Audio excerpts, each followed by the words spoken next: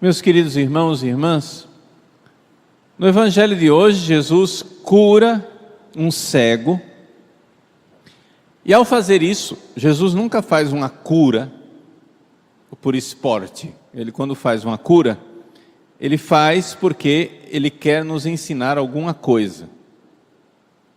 Então, o que é que Jesus quer nos ensinar com a cura do cego Bartimeu? Nós temos aqui nesse Evangelho um itinerário, um roteiro fantástico para quem queira fortalecer a própria fé. Se você quiser pegar uma pessoa, chegar e dizer assim, não, vamos, meu filho, eu quero que, meu filho nasceu, eu quero transmitir a fé para ele.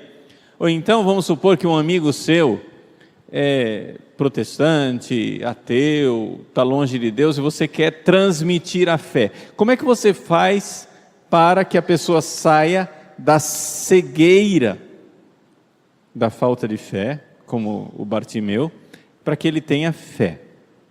Vamos então ver quais são os passos. Primeira coisa, o cego é cego, mas ele não é surdo. E a fé, ela brota da audição, ou seja, fides ex audito, se diz em latim. A fé brota do ouvir. Ouvir o quê? Ouvir a doutrina, ouvir a mensagem. Então, se você quer que seu filho tenha fé, a primeira coisa que você tem que fazer é dar a ele doutrina. É deixar que ele realmente conheça o que crê a Santa Igreja Católica. Qual é o grande problema de muita gente que vive no protestantismo, que vive no ateísmo, que vive longe da igreja? É que nunca ouviram verdadeiramente o que é que crê a Igreja Católica. Qual é a verdadeira fé de Jesus Cristo? E aqui significa que você precisa dar para a pessoa doutrina. Vocês vejam, por exemplo, para dar um exemplo assim bem corriqueiro do dia a dia, a coisa que a gente mais vê acontecer no site padrepauloricardo.org, vai lá. O que é que acontece? Todo dia chega um e-mail: Padre, quero agradecer, eu era protestante, agora sou católico, eu estava afastado da igreja, agora voltei para a igreja, eu não tinha fé e agora tenho. Como que essas pessoas, de repente, do nada, começaram a ter fé? Bom, a primeira coisa, quem dá a fé é Deus. Não pensem que não tem padre nesse mundo que possa transmitir a fé para alguém. Quem dá a fé é Deus, mas Deus não dará a fé se você nunca teve nem notícia de Jesus Cristo. Ora, esse cego que está aqui, ele de repente começa a ouvir um barulho, começa a ouvir um zum, zum, zum, uma multidão passando, e ele fez o quê? Ele perguntou: o que é que está acontecendo aí, pessoal? Porque eu não estou vendo. Ele é cego. E aí disseram para ele que era Jesus que estava passando. Ora, é evidente que esse cego já tinha ouvido falar de Jesus. Não é possível. Como é que ele de repente começa a gritar: Jesus, filho de Davi, tem piedade de mim? Ele começa a gritar: Jesus, filho de Davi, tem piedade de mim, porque ele já conhecia, já tinha ouvido falar de Jesus.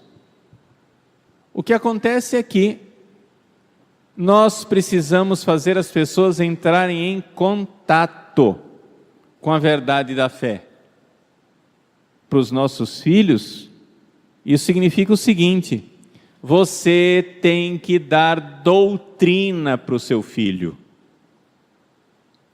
Ah, mas ele não crê.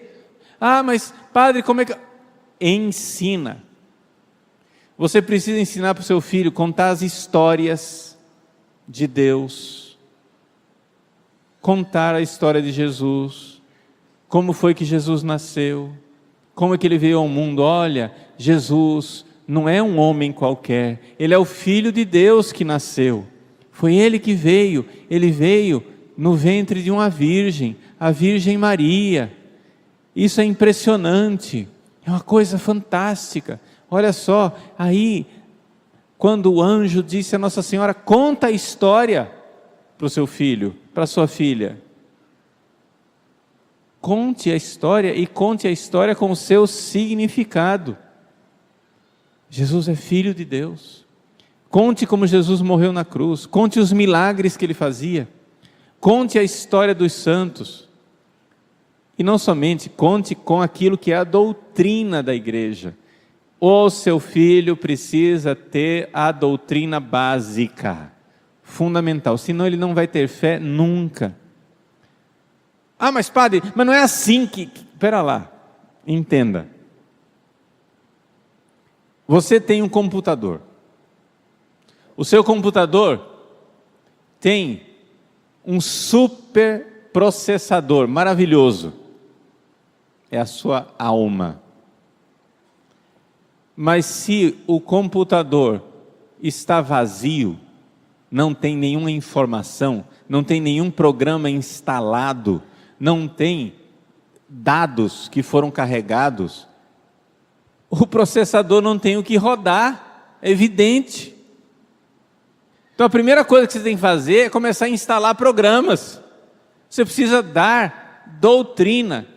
Ainda não é a fé, atenção, isso não é a fé ainda, mas é o começo da coisa. Vocês têm que entender que o cristianismo não é como, por exemplo, o budismo. Os budistas, eles são assim, o budista vai fazer uma meditação, no que é que ele tem que pensar? Em nada, e fica naquele nada. Nós cristãos não, você tem que ter a verdade, você tem que ter a doutrina. A finalidade do cristianismo não é você ficar zen, a finalidade do cristianismo é fazer você entrar em contato com Jesus Cristo, e Jesus Cristo é a verdade. Então, quando você aprende a doutrina, você sabe o que é que ensina, o que é que crê e ensina a Santa Igreja Católica, aí muito bem, aí nós começamos a poder fazer alguma coisa. Aí vem o número 2.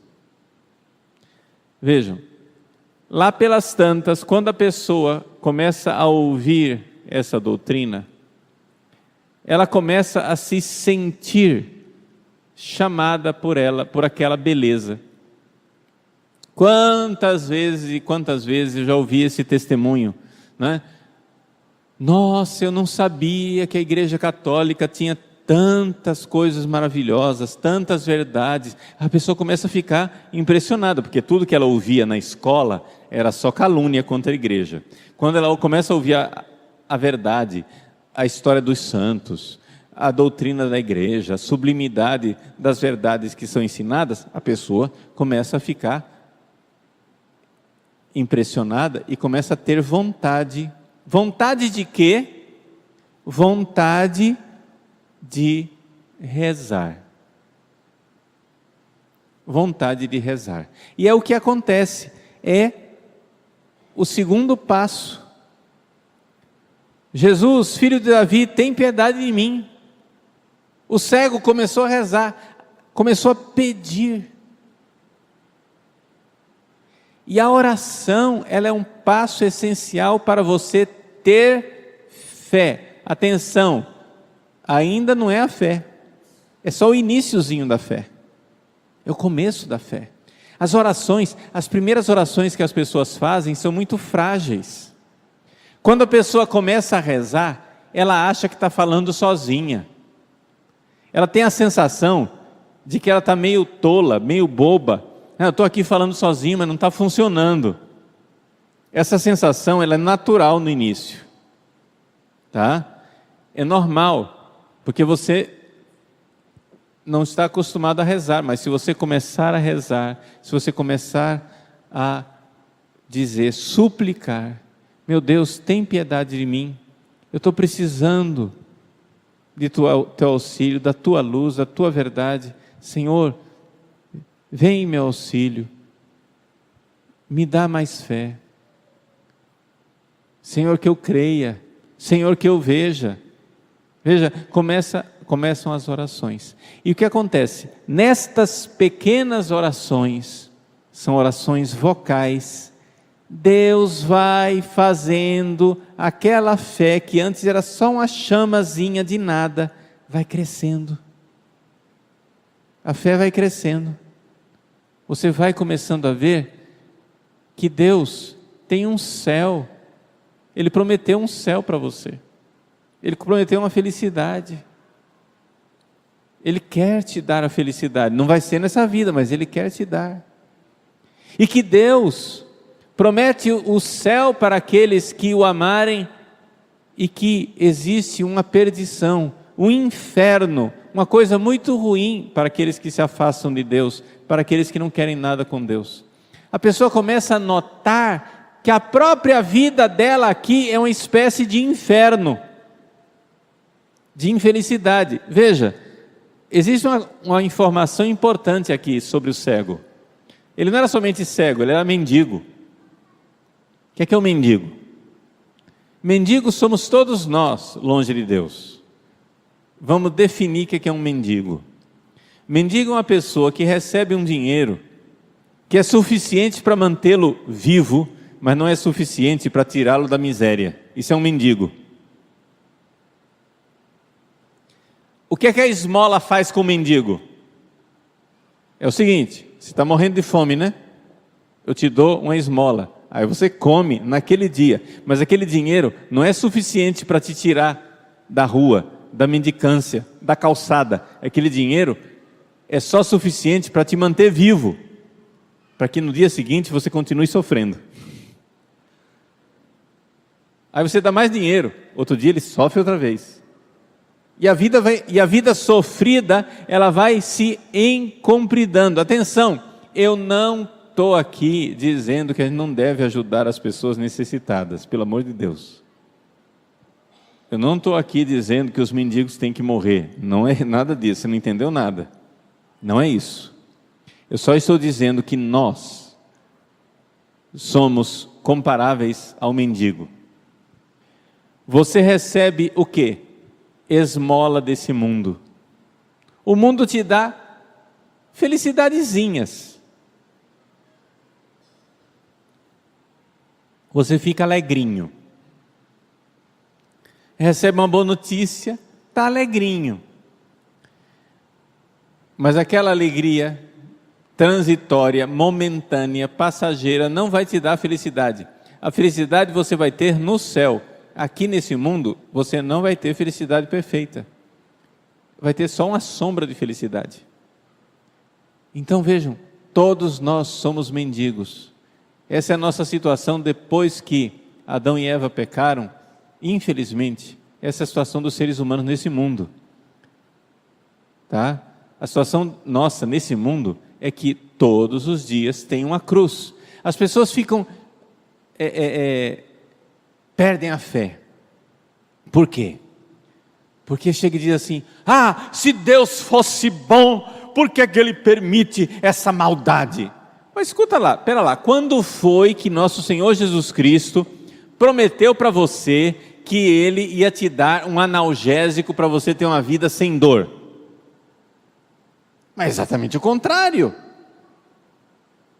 Nosso Senhor disse: quem quiser me seguir, renuncie a si mesmo, tome sua cruz dia após dia. O que quer dizer isso? Todo dia tem cruz. Todo dia. Se tiver alguma igreja por aí prometendo para você analgésico, dizendo pare de sofrer, saiba, não foi isso que Jesus prometeu. Nosso Senhor não prometeu isso. Não tem nenhuma passagem do Evangelho onde nosso Senhor Jesus Cristo diz que nós vamos ter aqui nessa vida uma vida tranquila, favorável, de boa, sem sofrimento. Infelizmente, depois que Adão e Eva pecaram, o que nós temos é isso aqui. É uma vida que tem seus contentamentos, tem suas alegrias, mas as coisas são passageiras. De manhã você está dando gargalhada, de tarde você está chorando. De manhã você está dando gargalhada, de tarde você está chorando. Então, nós temos que compreender que todos os dias vai ter alguma coisa para a gente pedir a graça de Deus para carregar. Vai ter sofrimento sim. Se você está procurando Deus, e um Deus que não vai permitir que aconteçam sofrimentos na sua vida, meu irmão, corra, vá embora, vá para longe desse Deus, porque esse é um Deus falso. O Deus do analgésico que vai resolver todos os seus problemas não existe. E deixa eu dizer, não merece existir. Deus nunca prometeu isso. E se você espera isso de Deus, é porque você tem uma ideia tola na cabeça. Você quer perder a fé? Estou ensinando a ter fé, mas deixa eu ensinar você a perder a fé. Como é que você vai perder a fé? Vou ensinar. Creia profundamente num Deus que não existe.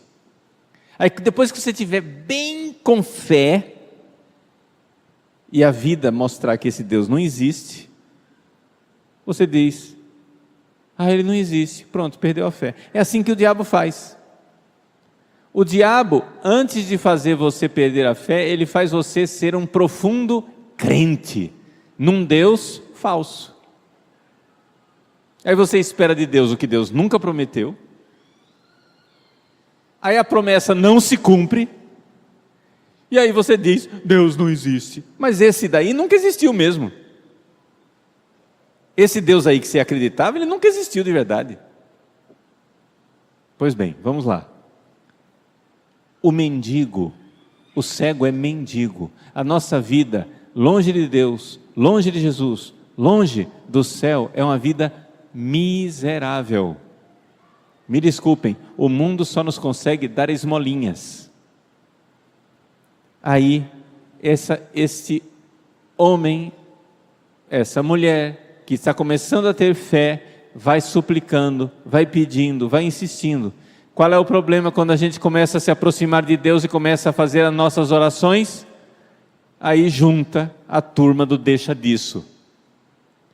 Quem que é a turma do deixa disso? Muitos o repreendiam para que ele se calasse. Sabe o que é pior? A turma do deixa disso, muitas vezes está dentro da própria igreja. Por quê? Porque esse pessoal aqui todo estava seguindo Jesus, Jesus estava lá, a multidão, junto com seus discípulos, tinha uma grande multidão, o pessoal estava lá, estava indo junto, atrás de Jesus, atrás do trio elétrico. Acontece que o sujeito começou a rezar, não, você está ficando fanático. Para que esse exagero? Você tem que ser equilibrado. Você está sendo exagerado. Mas como exagerado? Todo mundo quer ser exageradamente feliz. O amor, gente, não tem contraindicação. Amar Jesus e amar generosamente, amar com radicalidade, não fiquem com medo. Amor é um remédio que não tem efeito colateral. Pode amar. Amar no 12, como dizem os cuiabanos, né? Tem que amar sério mesmo. Com generosidade. E aí, não dê ouvidos para o pessoal do deixa disso. Ele insistiu, e aí Jesus ouviu e disse, chamai-o. Atenção, característica de Deus. Deus nos ouve, mas Ele gosta que a gente insista. E o que é que Ele está pedindo? O que é que você tem que pedir a Deus? Não peça para ganhar na Mega Sena acumulada, porque não é isso que Deus vai te dar. Quem é pai ou mãe aqui, levanta a mão, por favor. Quem é pai ou mãe? Muito bem. Você dá tudo que seu filho pede? Não.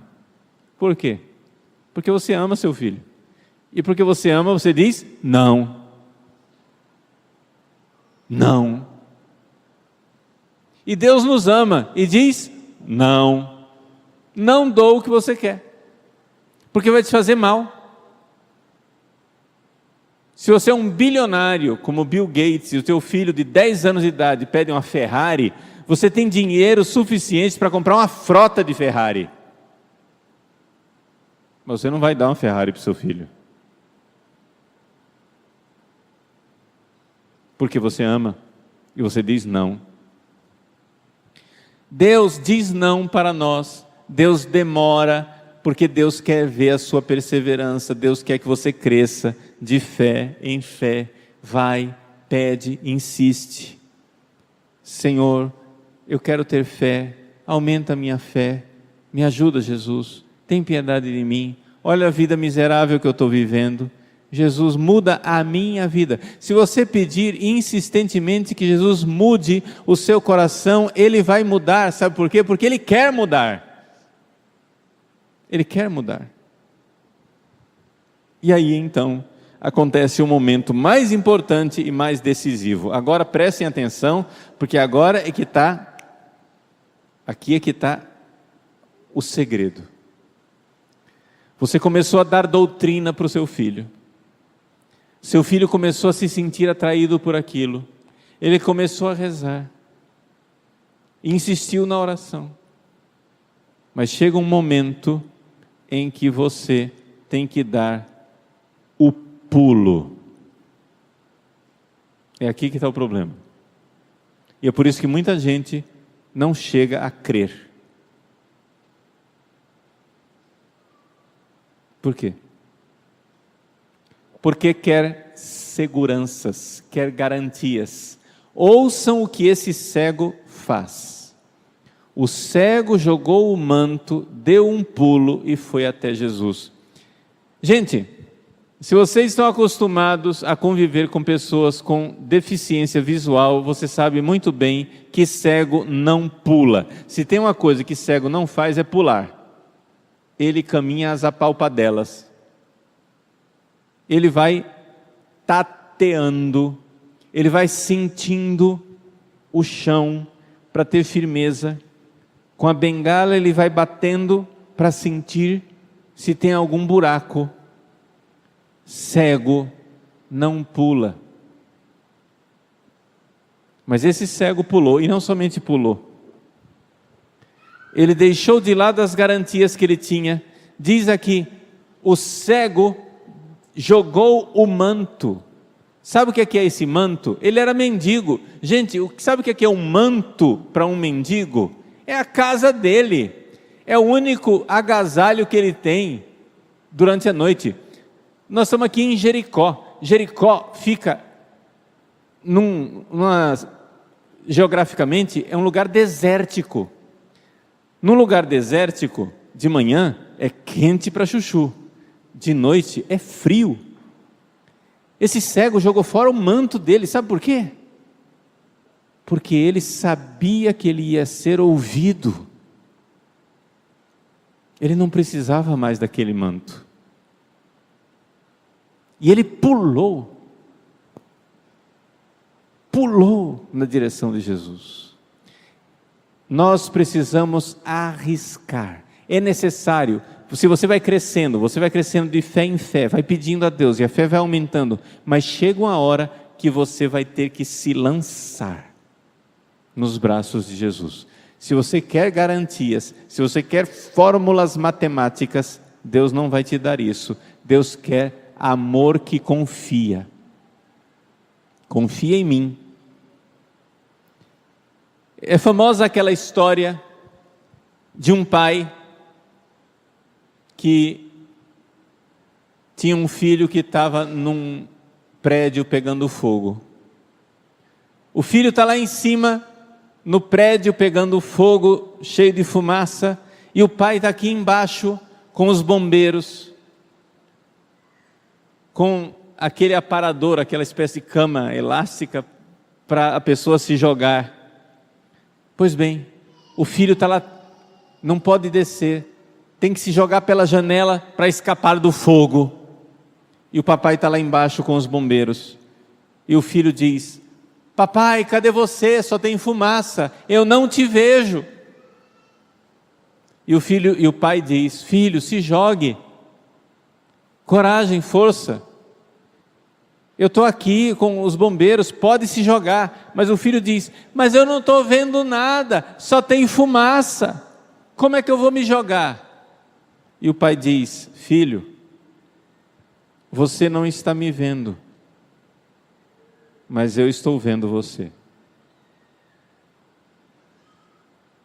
Você não está vendo Deus, mas Deus está vendo você. Se jogue, se lance, entregue seu caminho a Deus, entregue sua vida a Deus. Vejam, o mendigo deixando tudo, o tudo dele era o manto, era o que ele tinha. O mendigo deixando para trás tudo, se lança para alcançar Jesus. Esse lançar-se, ele é necessário para que a fé aconteça.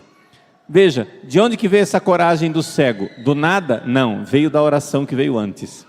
Você vai rezando, vai insistindo, vai rezando, vai insistindo, e insistindo na oração, a sua fé, que era pequenina, vai crescendo, vai crescendo, vai crescendo, até que finalmente você tem uma força para se jogar. E você se joga. E você se lança. Então, aqui vem então a parte positiva da igreja. A parte da igreja que nos ajuda. Ou seja, aquelas pessoas fiéis que dizem: coragem, levanta-te, Jesus te chama. Não tem só o grupo do pessoal do deixa disso, tem também o pessoal que ajuda, que diz: vamos, coragem, Ele te chama. Então vamos lá. São os santos, são as pessoas, são os nossos amigos do céu, Nossa Senhora, os santos de nossa devoção, nossos anjos da guarda, todos nos ajudam e dizem, interiormente nos dão força, coragem. E o cego, então, vai até Jesus, e ali Jesus lhe dá a fé, cura a sua cegueira. Meus irmãos, Jesus quer nos dar a fé, a todos nós. E se você não tem fé, peça mais fé. Isso é uma oração certeira. Se você pedir uma cura, se você pedir riquezas, se você pedir bens materiais, eu não posso te garantir que Jesus vai te dar isso. Mas se você pedir fé, é certeza absoluta de que Ele quer te dar essa fé. Peça, coragem, vamos nos lançar nos braços daquele que quer nos dar a fé e a fé verdadeira.